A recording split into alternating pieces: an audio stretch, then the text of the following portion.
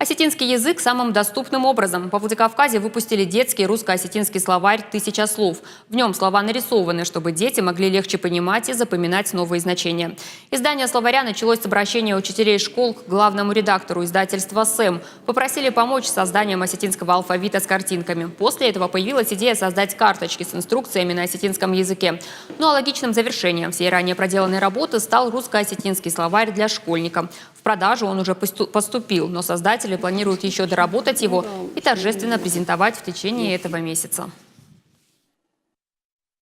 Он у нас все дополнялся и дополнялся и дополнялся, и вот как бы дополнился до такого состояния, но он еще все равно, на мой взгляд, как бы не полный. То есть работа продолжается, мы его продолжаем сейчас, ну как бы дальше работать, просто уже, наверное, до какого-то логического завершения довели и выпустили перед новым учебным годом для того, чтобы оно было, потому что в нем очень большая потребность, действительно, просят его и спрашивали постоянно.